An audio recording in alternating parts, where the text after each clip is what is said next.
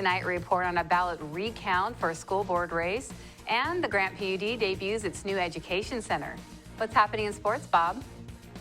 Moses Lake boys and girls basketball opened the season with a W, but the Quincy boys and girls dropped their opener to LaSalle. Let's take a peek at our Weather Center forecast and see how long the snow will be hanging around. I'm meteorologist Mike Sines. Windy conditions along the coastal region are forecasted, and also winter precip. How long will all of this last? I'll let you know coming up in weather. I'm Amber Jinks, and we have all this and much more on iFIBER 1 News. From the iFIBER 1 HD studio here in the heart of the Columbia Basin, this is iFIBER 1 News. Your #1 source for local news, sports headlines, and our very own Weather Center forecast covering the entire Columbia Basin. This is iFIBER 1 News, and it starts now.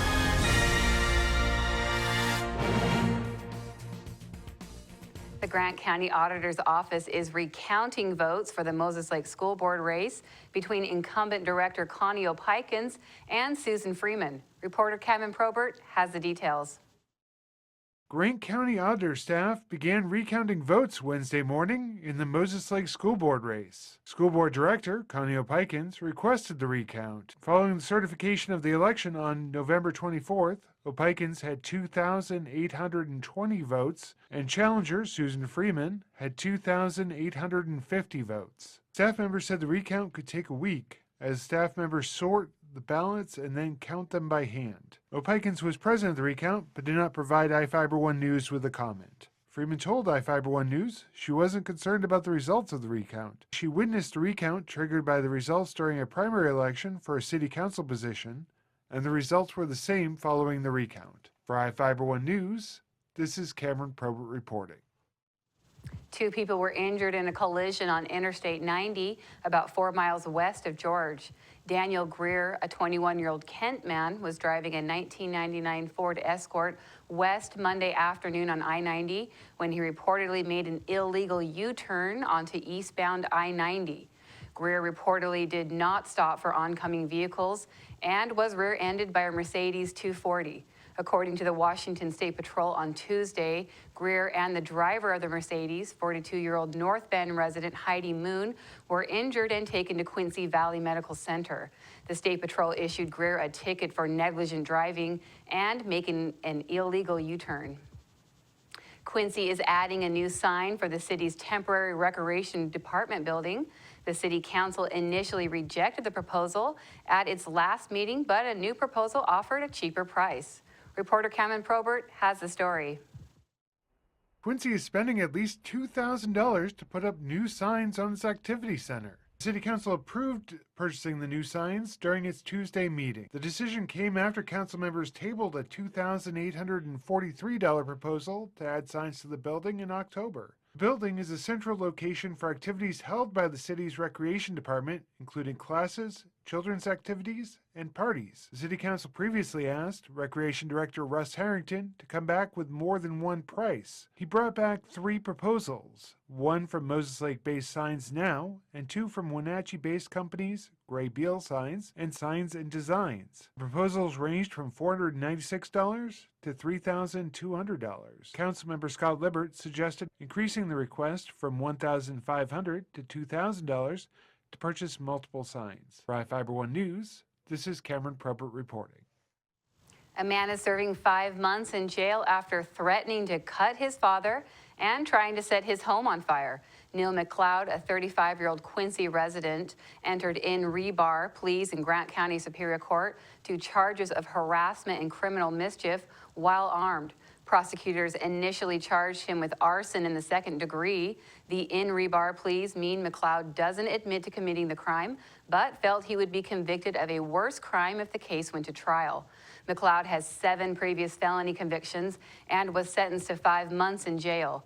On October 1st, he accused his father of having people in the house and thought people were going to attack him. When his wife returned to the home in the evening, he began yelling at her and throwing furniture around until she left the house to go to a neighbor's residence. He threatened to burn the residence.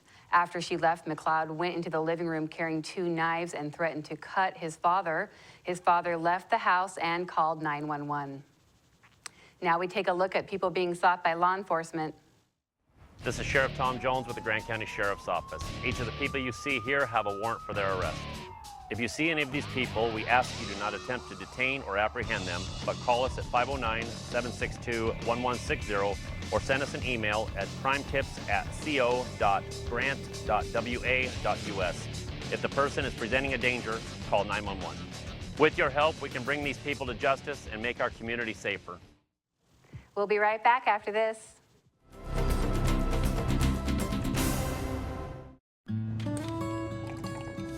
When the cold rolls in, it's time to turn on the heater and cozy up with a book. But turning up the heat can mean higher electric bills. And for some families in tough times, that could mean choosing between a warm meal or a warm house. For decades, people like you have extended a hand to help local families in need pay those winter electric bills. Share the warmth this winter to help keep your neighbor warm by giving a little when you pay your Grant PUD bill.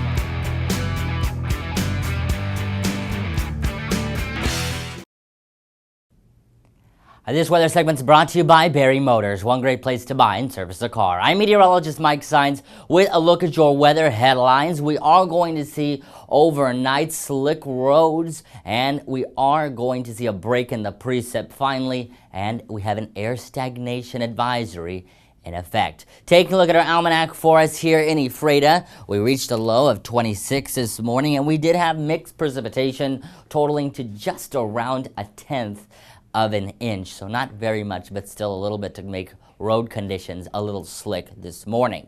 Now as we take a look right now outside, though, it's 27, mostly cloudy skies, winds blowing lightly, and we are going to see another round of precipitation make its way in towards our area. Here's my forecast and what I'm calling for as far as the precipitation goes.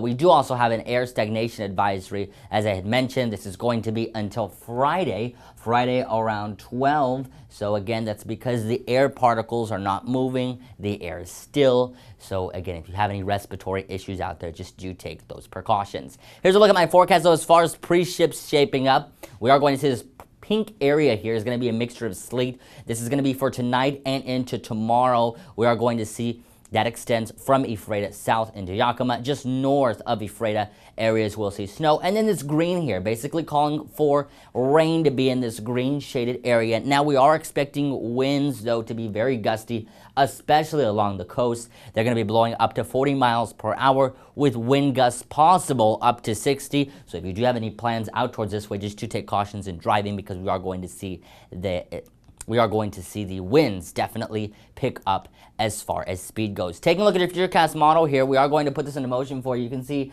the heaviest of rain already in towards the Thursday time frame into the early morning hours. This is where we are going to see the bulk of the majority of that rain that's going to move on through. Mixed precip for us here in Ephrata in the way of snow as well as sleet. Again, take very close caution when you are driving, because you want to keep plenty of distance between you and the car in front of you. Snow accumulating up north of the Ephrata area, and then we are going to see another round of precip make its way in here into the weekend, but we are going to have a slight break. Taking a look as far as how much rain can we expect, look out Long Beach, 2 inches of rain expected by the time this event is all said and done into Saturday. A dusting of some rain here, nothing really accumulating that we're going to worry about. We're not going to see an inch plus 2 inches by the time Saturday kicks around, but we are going to see another system make its way on in here. Taking a look at your extended outlook, we are going to see those rain chances are going to continue on the rise. Have your umbrella ready for the weekend. Sports next. To save some energy, I've used Einstein's mass energy equivalents to design the haptic suits you see in front of you. They will maintain our core body temperature while we completely turn off our heat and air conditioning. With the money we save on our Grant PD bill, I'll be expecting that trip to Disneyland this year. You don't need to be a super genius to save energy and money. Visit grantpud.org to learn how. The new flamethrower cheeseburger now with a $5 lunch. I'm going flamethrower today. Remember what happened last time? I'm going flamethrower today. Gary, do you remember what happened last time? I'm going flamethrower today. Remember what happened last time? Comes with a Sunday now. I can handle it. You know your body, Gary. Go flamethrower. Now the DQ $5 lunch comes with the new jalapeno bacon flamethrower cheeseburger, plus fries, drink, and a sundae. This is fan food, not fast food. Well, there are typically a few bugs to be worked out at the beginning of any sports season, and such was the case for the Moses Lake girls basketball team. The Chiefs were able to work through some of them, but it wasn't a pretty sight on the hardwood at home last night. Sean Wells was on hand for the action and files this report. It was a defensive battle in Moses Lake as the Chiefs hosted Southridge in non-conference action. Moses Lake jumped out to an early lead behind star guard Jamie Loetta. Both teams had trouble finding a rhythm on offense, leading to fast break opportunities off turnovers. The Chiefs went on a run late in the second quarter to take a 22-10 lead into halftime. Jamie Loetta led all scorers at the break with 7 points. It was another slugfest in the second half, but the Chiefs held on, taking the contest 36-21. Southridge finished with 10 second chance points, while Moses Lake totaled 13 steals. Jamie Loetta was the leading scorer for the Chiefs with 11 points. Her sister and Gonzaga commit Jessie Loetta finished with 6. Abby Rathman played aggressive in the post for Moses Lake, limiting the Suns' 6'1 center Ellie Smith to 0 points. Moses Lake now moves to 1-0 on the season and hit the court next this Friday at Kennewick. Moses Lake boys pulled out a 65-64 non-league thriller on the road at Southridge to open the season. The Chiefs had it going on early, up 22-11 at the end of the first quarter of action. Moses Lake led 35-24 at the break. The Chiefs pushed the margin to 57-41 heading into the final 8 minutes of the contest. But the Suns, refusing to lie down and roll over on their home court, went on a 23-8 fourth quarter run to close within a point. Both teams had opportunities to put the game away late, but a couple of missed free throws by Moses Lake down the stretch, and a shot by Southridge rimmed out at the buzzer, and the game was over. Cesar Sandoval led the Chiefs' effort with 32 points. Ricardo Gonzalez added 12. Gabe Voorhees paced the Suns with 20 points. Moses Lake is back on the hardwood Saturday for a non-league road game at Kennewick. Quincy boys basketball stumbled out of the gate with an opening day 50-34 loss at home to LaSalle. The Jacks dug themselves a hole early, down 16-8 at the end of the first quarter. Unable to make up ground, the Jacks trailed 25-18 at intermission. Quincy did make a game of it, closing the gap to 31-25 heading into the fourth quarter. But the Lightning's Jeff Vargas knocked down 7 of his team-high 13 points over the final 8 minutes, and LaSalle cruised to victory. Johan Farias led Quincy with 13 points. The girls dropped the first game of the evening to the Lightning 54-21. We'll be back after this commercial break. You don't have to drive to Seattle for exceptional cancer care. Confluence Health's cancer program delivers world-class care close to home. We have a highly experienced oncology team in a state-of-the-art facility, and we're a member of the Seattle Cancer Care Alliance, which gives our patients access to world-renowned therapies developed at Fred Hutchinson, the University of Washington Medicine, and Seattle Children's. Together with the SCCA, we're delivering world-class cancer care close to home.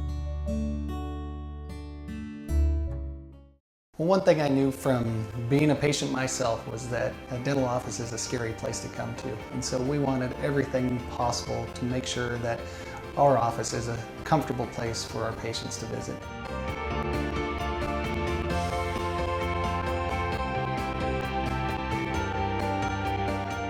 The patients that I have, my clients, have made me a part of this community, and we want to give back in every way possible.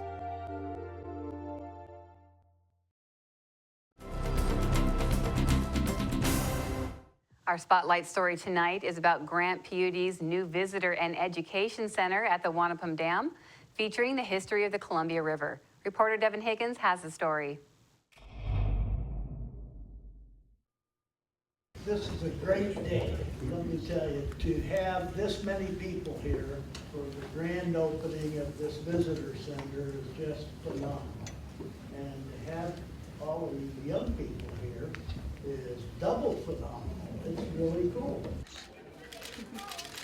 The Grant PUD opened the doors on its new Visitor and Education Center at the Wanapum Dam on Tuesday. The $1 million facility was built as part of the utility's new license with the Federal Energy Regulatory Commission and features displays and exhibits showing the history of the Columbia River before and after the dams were built in the 1950s. 4th and 6th grade students from Freitas Parkway and Grant Elementary Schools were invited to be part of the grand opening, as was Representative Tom Dent, who said understanding the history of Grant County will help with what direction it goes in the future. For those of you who know me, I'm a student of the Old West, and I love the past. And I love to study the past. I love to know where we've been. And many of us wish we could live in the past until we lived there for a while. And we have a saying in aviation that those that cannot remember the past are condemned to repeat it. I think it's important that we remember where our past and where we came from. And we have centers like this in visitor centers, and we can talk about what we're doing, and we can preserve our natural resources, we can preserve our fish, we can preserve what we do, but there's another reason for this dam to be in the rivers.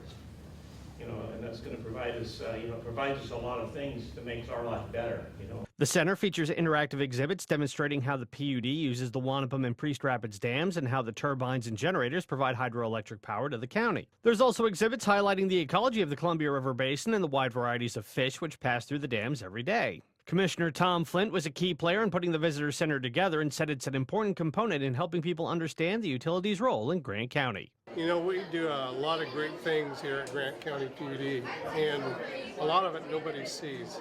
And a lot of us and a lot of our people have been throughout the county, been to other visitor centers, other dams, and we really didn't have something that told our story. And so that's always been a big goal of mine, and shared it with the commission and management. And so it's taken some time to get us here, but we are here. Seeing the kids interact with the displays today just really made it all worthwhile for me.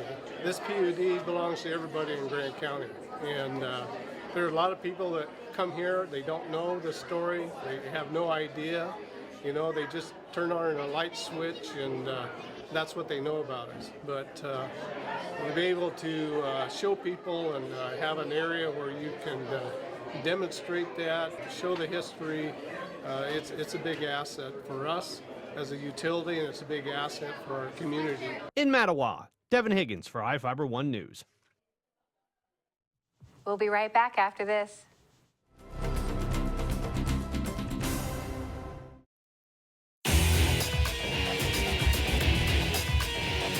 We are real students, and this really is our college. My dream will change the outcome of my life. My college is allowing me to achieve my dream. My dream is to be a pilot. My dream is to be a nurse. Only you can determine your dream. Big Bend will help you get there. What's your dream?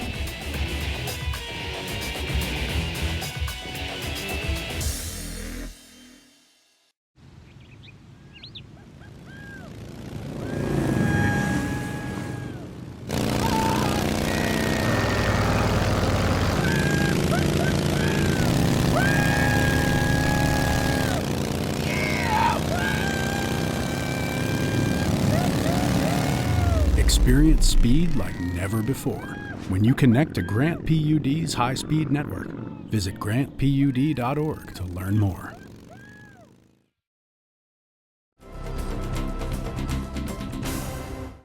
Welcome back. A woman allegedly led police on a roughly 40-mile police chase in a stolen truck early Thanksgiving morning. Prosecutors charged Bianca Espinoza, a 25-year-old Quincy woman, in Grant County Superior Court with theft of a motor vehicle and attempting to elude a pursuing police vehicle.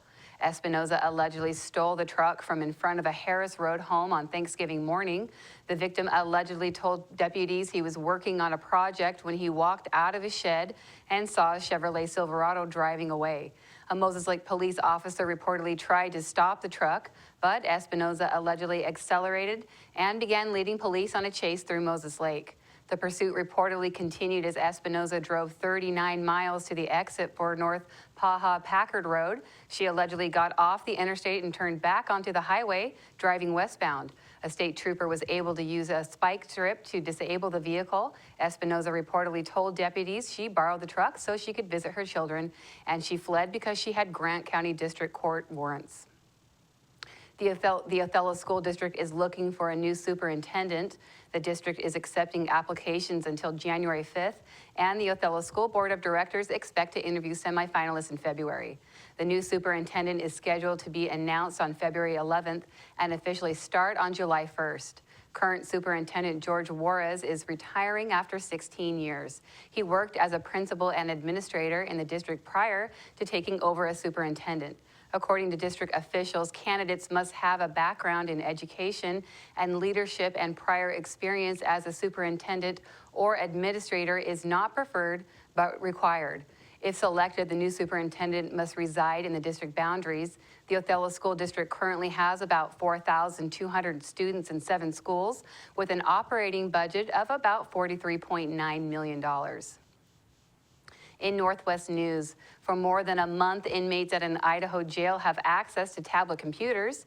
It may seem like an over-the-top perk for a prisoner, but experts say the technology makes the prison safer. For CNN, Jeff Platt explains.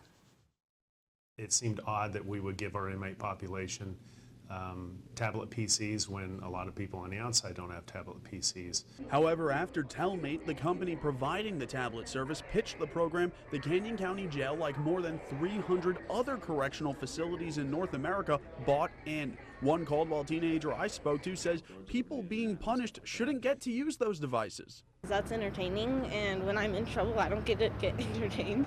Lieutenant Andrew Keel agrees the tablets are a source of entertainment. Inmates can use the tablets to access certain websites, listen to music, play games like Angry Birds, and text message their friends on the outside. However, he adds they are also a privilege, and privileges can be lost, which helps them control inmates' behavior. The tablets, much like books or TV, also serve as a way to give inmates something to do and keep themselves out of trouble. Now, the big question is, how much did these tablets for inmates cost you, the taxpayer? And the answer is it didn't cost you anything. The inmates pay the bill at 5 cents a minute. Also, if an inmate breaks a tablet, they'll be charged for it. One Nampa resident told me if he's not paying for it, he doesn't care what the inmates get to do. If it ain't costing you no money, then if they're paying for it, then if they're taking care of the equipment, then why can't they have it? So while it may seem these inmates are getting a toy to play with while they're supposed to be learning a lesson, Lieutenant Keel says making the day go a little quicker doesn't change where they are. Jeff Platt, KBOI 2 News. A family in Oregon is celebrating an early Christmas gift, the return of their Australian Shepherd, almost a year after she was stolen outside a store while the family was inside. For CNN, Caitlin Bullock has the story. Hello. Pippin is home, though not everyone inside knows that yet. They're about to. Is this a joke? No, can you believe it? Pippin! This is Pippin! It's Pippin! So what? Can you believe it? Pippin. Thank you so much, Pippin. Can you believe it? She doesn't look different. I know. This is the best Christmas present ever. What? And as if no time has gone by at all. She remembers you. It's so cute. Pippin settles right back in. It was amazing to think that after a year she could still recognize us, but she clearly did. Once it all starts to hit them, she's really back. Speaking of Christmas, you should take out the advent calendar. Oh, I love you. I love you too. They want to know where she's been. So what even happened? The police called me today and they found her. Washington County deputies say Penelope Whipple is the woman who, for some reason, walked off with Pippin on that December day of last year. They got a tip she was keeping the dog at her Sherwood home and went to check it out. And after finding the dog there, they had a vet look at her microchip. And sure enough, it was Pippin. But this family says they're choosing not to focus on all of that. She's healthy and I'm just so happy. She's amazing. Instead, they're making up for lost time. We bought a stocking for her last year, and we put little presents in it. She never got to have the stocking, but we still have it with the presents in it. Meaning this year in the Esau house, Christmas came early. Merry Christmas. That's going to do it here for us at iFiber One News. We want to thank you for watching, and we'll see you again tomorrow.